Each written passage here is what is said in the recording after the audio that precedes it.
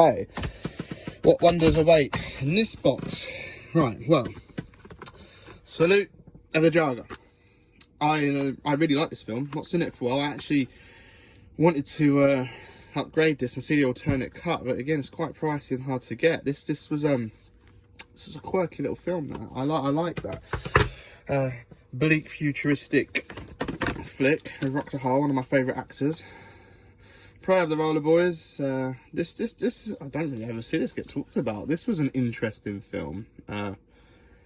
Stylistic, interesting. It was good. Worth checking. A product of its time. Definitely a film of its time. Classical family fun miracle on 34th Street. A bit of feel good cheer. Very, very fun film. Very good action film with some great one-liners and stunts and some just pure genius scenes. The Lonkers Goodnight. I think some of Gina Davis and Samuel L. Jackson's finest bits of work actually. Really good film by Rennie Harlin. Some Cinema Club, Stand By Me. A film I enjoy. Another Stephen King adaptation actually. A bit different for him. But very... It's a good coming of age story, one of the classics, isn't it, really, one of the true ones. Never Ending Story. I thought this was a dark film. The fact that it's got a U astounds me. You know, I watch some extreme cinema and love underground film, but the end of this, the wolf at the end of this film in the cave, that's terrifying. For a U, that's phenomenal. I love this film. I'm glad Eureka released the edition they did. I love Paul Verhoeven, who directed this, and again, it's Dr. Howard, and I'm really quite keen on Jennifer Jason Leigh. These two were good in the Hitcher together, so this is brilliant. Great film. A bit naughty there, but great film. You know, a great period film, medieval film. I love it. Great tale of betrayal and deceit and lust, you know, all these things, the subjects it deals with. This was from the Film Vault because I really want to see the original Hills Have Eyes, and this was quite hard to get after this initial run. This is a VHS one, so good old Film Vault tracked this down and was like pristine, as good as new, amazing quality copy. The remake I think is a bit better, but I like the original. Got the sequel. This was harder for them to find. Film Vault got me this one as well because I wanted to see the sequel. Yeah, this didn't quite live up to the original, but glad I've seen it. Glad it's in the collection. It's fun. To be honest, it's a bit of a crap film, but it's also, you know, it's got some crazy stuff in it. You know, like Dog Dream and that. You know, amazing. Lost in Space. Saw this at cinema. So actually, there's some really cool scenes in that. There are some scenes I really liked. Whether the CGI hold up now. Really like this film. I watched this again recently, not this VHS, but on a different format, and it's good fun film. That. So the Child's Play films are hard to get. These were actually taped off of Sky Cinema 2 and 3. I have Child's Play 1 on video.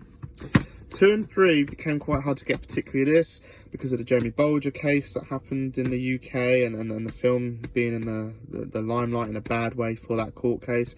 These were never banned, but they weren't really made available either. So, take them off Sky just so I could have them in my Child's Play collection, because they were quite tough to get.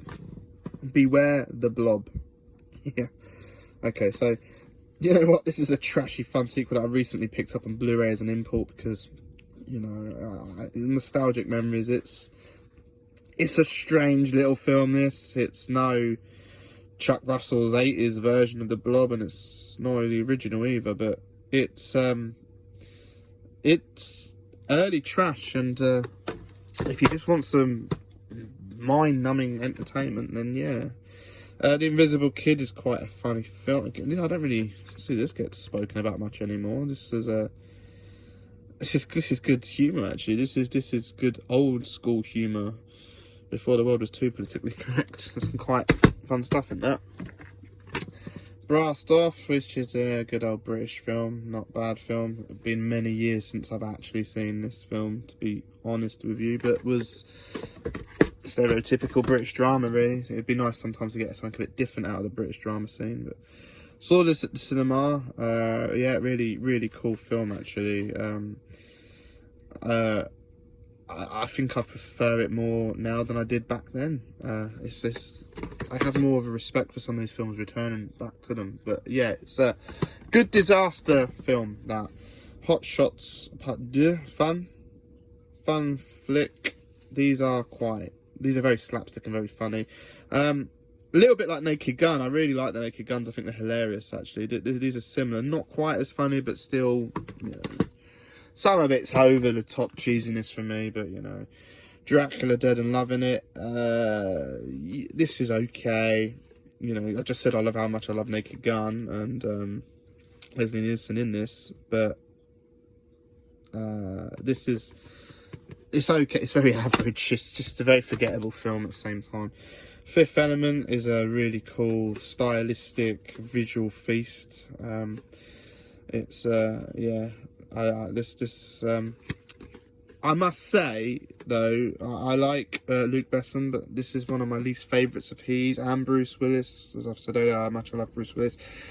I can't put my finger on this. I like Mila Djokovic as well. I mean, but I think Chris Tucker's character is quite annoying in this film, if I'm honest with you. Maybe too much for my liking. But Gary Oldman plays a cool bad guy as ever.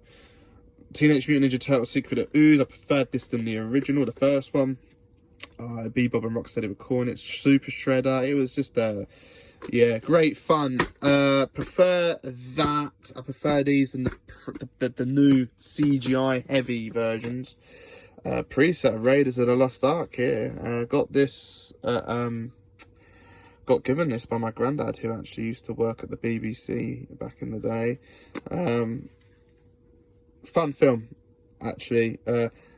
Again, for a family film and a PG, cannot believe the ending of this with the guy's face melting off. That will forever stay with me. Incredible. I saw this at the cinema, and then that night I went home and broke my arm, snapped it in half, and couldn't have it reset because of the big, large popcorn I'd had at the cinema watching it. So that's my memories of Men in Black. But no, yeah, fun film. When films started to go a bit epic on the CGI, but yeah, it's fun. Got a bit of Disney going on. The classic though, old school classic, Snow White and the Seven Dwarfs and Sleeping Beauty. You got the, you know, absolute classic pieces of cinema. Lion King, dark kids film, really. Toy Story, well, you know, that is a fun film. That is a really fun film, actually. That's one of my more favourite Disney films for me. That I'm not such a fan of the musical numbers in these other ones, you know, like Pinocchio has a good musical number. Same musicals, I do really like The Nightmare Before Christmas, though. The Nightmare Before Christmas is an incredible film. Just the style of this film and the work and craftsmanship that went into it alone makes it amazing.